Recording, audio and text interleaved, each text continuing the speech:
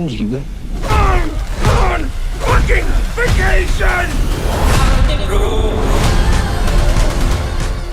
Halo semuanya, nah ini dia film yang patut kita apresiasi karya anak bangsa. Meskipun tidak keseluruhan dibuat oleh orang Indonesia, tapi kalian paham lah, daripada nonton animasi yang katanya menyaingi Disney, mending nonton Nobody 2 yang disutradarai oleh Timo Tjahjanto. Orang di balik film action The Night Comes For Us, The Big Four, Headshot, Shadow Strays. Untuk menyutradarai film action ya memang beliau ini spesialisnya. Ya kita apresiasi dulu lah seorang Timo bisa sutradarai sequel Nobody. Nobody 2 sendiri menceritakan Hutch yang liburan bersama keluarganya di sebuah perdesaan, mengalami gangguan saat dirinya terlibat dengan mafia. Ya mafia tingkat bawah lah. Kita ngomongin kekurangan yang menjadi unek-unek gua. Oke, pertama tentunya jangan berharap dari segi cerita yang bakalan wow. Film popcorn action yang dilihat memang actionnya, cuman sepanjang film ceritanya berasa flat buat gua. Beda dengan film pertama. Nah ini mungkin karena world building dari film Nobody yang tidak meluas. Berbeda dengan John Wick yang udah dikasih 4 film, tapi secara bertahap selalu ada eksplorasi dari high table-nya itu sendiri. Kayak di film kedua kita diperkenalkan dengan tanda hutang budi. Gua lupa namanya apa yang dipakai sama Santino de Antonio.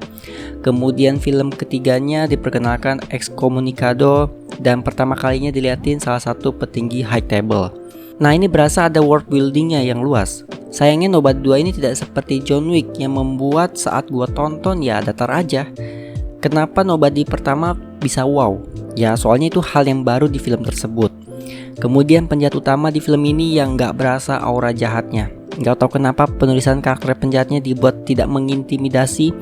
Sebenarnya ada narasi dibilang kalau penjahat di film kedua lebih seram dari film yang pertama, tapi bentuk aksinya itu gak ada, hanya omongan belaka. Nah, selain dari itu, film ini dari segi action udah bagus. Kalau di film pertama adegan ikoniknya itu di bus, film kedua menurut gua itu di perahu. Tapi kalau dibandingkan sama kedua tempat ini, adegan bus sih masih yang terbayang-bayang di gua ya.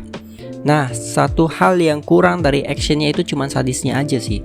Mungkin dari pihak studio minta nggak terlalu sadis, jadinya ya nggak sesadis The Night Comes For Us. Ada satu adegan mirip The Night Comes For Us yang pakai gergaji, tapi ya tentunya nggak diliatin kayak The Night Comes For Us.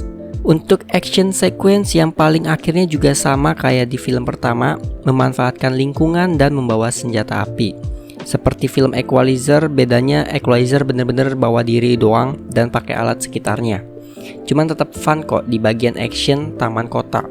Terakhir, yang paling berbeda di film pertamanya yaitu di sini vibe keluarganya berasa. Ya karena lagi liburan jadinya berasa. Namun yang paling kena highlight itu hubungan ayah dan anak. Si Hutch ini yang gak mau anaknya kayak dirinya yang brutal gitulah.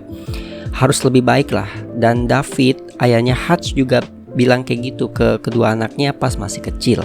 Overall, meskipun ada penurunan sedikit dari segi cerita, Timo Tjahjanto membawa film ini tetap seru dan brutal, tapi belum sebrutal The Night Comes For Us. Debut pertama yang mantep untuk Timo di Hollywood. Ya semoga Train to New York ini bakalan jadi dibikin dan brutal deh. So itu saja review dari gua. Terima kasih bagi yang sudah nonton, like, comment, dan subscribe. Gua Rakis, signing out.